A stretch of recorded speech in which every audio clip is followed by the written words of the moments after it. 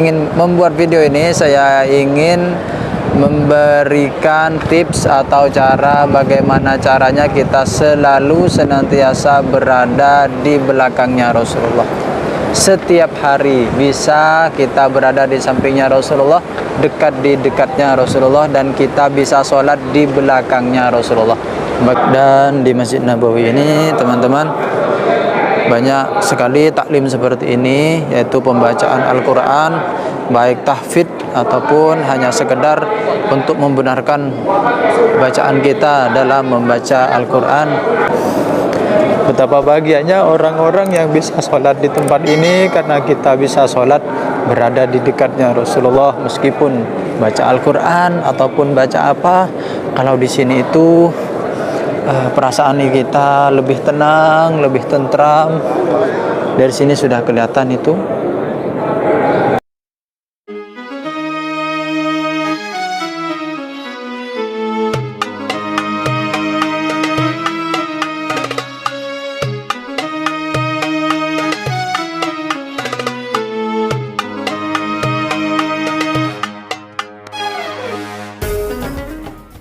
Halo, assalamualaikum warahmatullahi wabarakatuh. Apa kabar teman-teman semua? Semoga kita senantiasa dalam lindungan Allah Subhanahu wa Ta'ala dan senantiasa diberikan kelancaran dalam setiap urusan kita. Amin amin ya rabbal alamin. Sekarang saya sedang berada di kota Madinah, tepatnya berada di Masjid Nabawi, dan sekarang saya ingin bertujuan ingin membuat video ini. Saya ingin memberikan tips atau cara bagaimana caranya kita selalu senantiasa berada di belakangnya Rasulullah.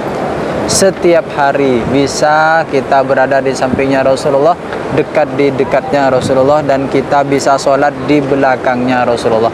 Bagaimana caranya? Bagaimana caranya kita bisa selalu sholat berada di belakangnya Rasulullah, di sampingnya Rasulullah, dan bisa setiap hari kita berada di sampingnya Rasulullah bersama sahabat Sayyidina Abu Bakar As-Siddiq dan juga sahabat Umar bin Khattab. Silakan simak videonya sampai selesai. Adapun untuk pintu masuknya, ini sekarang saya sedang berada di pintu 21. Adapun untuk pintu masuk yang lain sebenarnya juga bisa, namun kalau dari pintu 21 ini bisa langsung lurus ke depan, langsung berjalan lurus ke depan dan langsung berada di sampingnya Rasulullah, berada di belakangnya Rasulullah. Kalau dari pintu pagar masjid, di situ pintu pagar masjid itu di nomor urut 333, berada di pintu utama. Jadi kalau mau berada di sampingnya Rasulullah, berada di dekatnya Rasulullah, kita sholat maupun kita istirahat, membaca Al-Quran, bersantai-santai dan semacamnya, silahkan masuk dari pintu 21. Kalau teman-teman semuanya ingin masuk dan langsung berada tepat di sampingnya Rasul, tidak berkelok-kelok. Mari kita masuk. Bismillahirrahmanirrahim. Allahumma ftahli abwaaba rahmatik.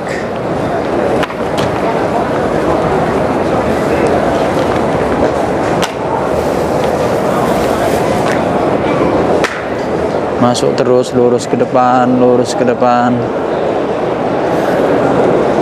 Insyaallah, subhanallah, orang-orang senantiasa bersolat berjamaah di Masjid Nabawi ini, karena seperti yang kita ketahui bahwa Rasulullah pernah bersabda, barang siapa yang sholat di Masjid Nabawi ini, maka itu pahalanya berlipat ganda sampai 1000 kali lipat.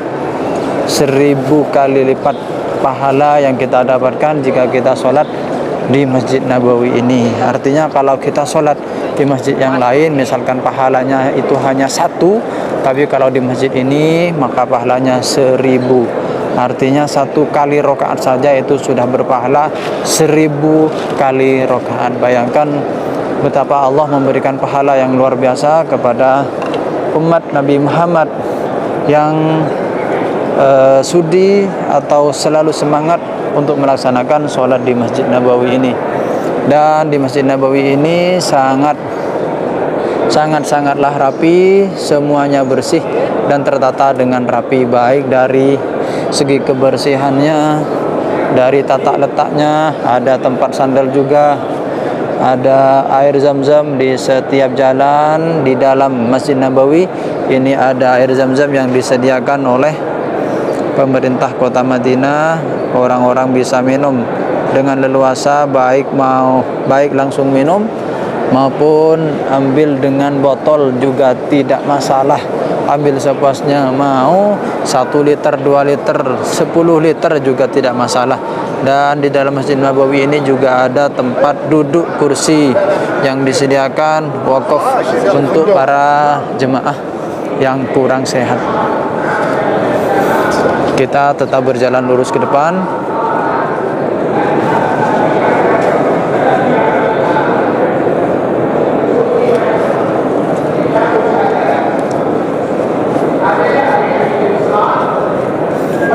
Dan di Masjid Nabawi ini teman-teman, banyak sekali taklim seperti ini, yaitu pembacaan Al-Quran, baik tahfidz ataupun hanya sekedar untuk membenarkan bacaan kita dalam membaca Al-Quran, baik dari tajwidnya, makharijul hurufnya. Dan juga kita sering mendapati pemandangan seperti ini, yaitu taklim-taklim seperti ini, baik dengan menggunakan bahasa Arab maupun dengan bahasa Indonesia juga ada. Apalagi kalau taklimnya itu taklim memakai syekh yang menggunakan bahasa Indonesia, maka orang Malaysia dan juga orang Indonesia itu berduyun-duyun untuk hadir mendengarkan taklimnya. Ini kita semakin dekat. Dan di sini di tengahnya ini tidak ada atap, hanya ada payung seperti ini, seperti yang kita ketahui bersama. Kita terus maju ke depan.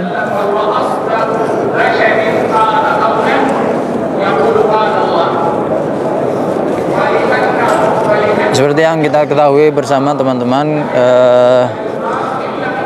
makam Rasulullah itu berada di Kubah Hijau, dan kita sekarang ini patokannya harus melihat di manakah Kubah Hijau tersebut. Dan dari sini sudah terlihat Kubah Hijaunya.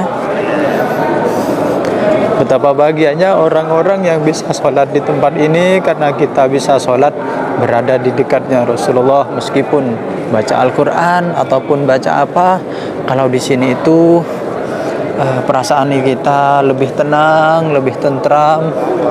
Dari sini sudah kelihatan itu. Inilah Kubah Hijaunya.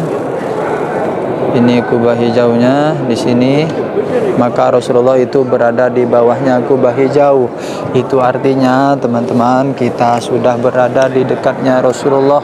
Mau kita sholat ataupun membaca Al-Quran ataupun hanya memandangi Kubah Hijau, kita bisa santai-santai di sini. Masya Allah, subhanallah.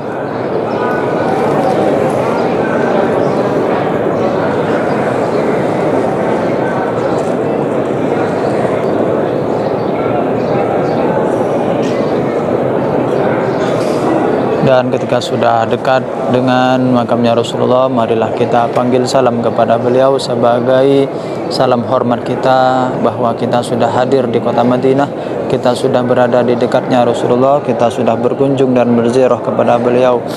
Assalamualaikum ya Rasulullah, Assalamualaikum ya Nabi Allah, Assalamualaikum ya Habib Allah, Assalamualaikum ya Saffat Allah, Asyhadu an la ilaha illallah wahdahu la syarika lah, wa asyhadu annaka abduhu wa rasuluh, wa asyhadu annaka qad addaita ar-risalah wa nasahta al-ummah wa jahadta fi sabilillah, fa sallallahu alaika salatan daimatan ila yaumiddin.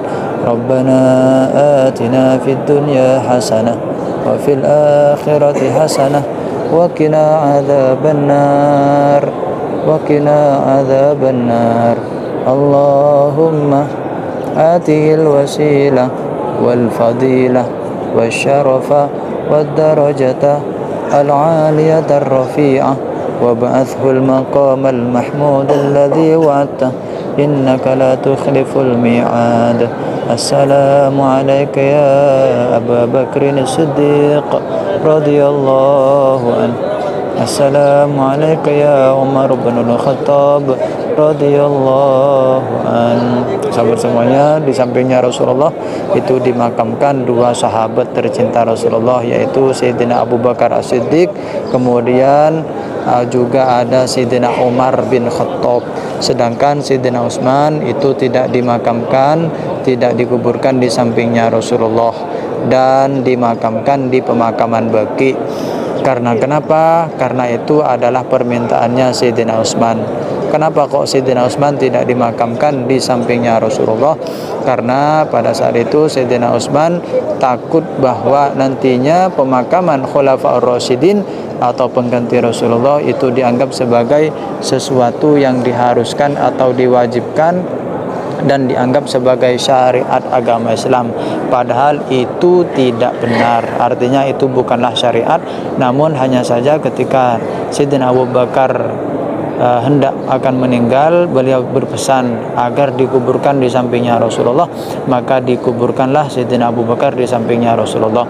Dan juga Sayyidina Umar berpesan agar dimakamkan di sampingnya Rasulullah dan juga Sayyidina Abu Bakar, maka Sayyidina Umar dimakamkan di sampingnya Rasulullah dan Sayyidina Abu Bakar. Namun Sayyidina Utsman tidak meminta hal tersebut karena beliau takut nantinya itu dianggap sebagai syariat agama Islam. Bukan berarti Sayyidina Utsman tidak mau dimakamkan di sampingnya Rasulullah, namun karena untuk menyelamatkan satu hukum saja, yaitu untuk menyelamatkan hukum bahwa memakamkan Khulafaur Rasyidin di sampingnya Rasulullah itu bukanlah suatu kewajiban.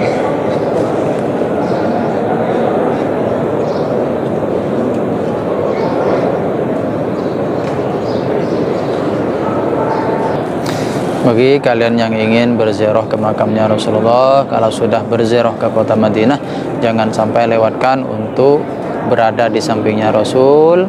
Senantiasa berada di sampingnya Rasulullah, sempatkan meskipun satu kali, baik itu hanya untuk bersantai-santai atau membaca Al-Quran atau sholat berjamaah, usahakan dekatnya Rasulullah, karena di situ ada ketentraman yang luar biasa.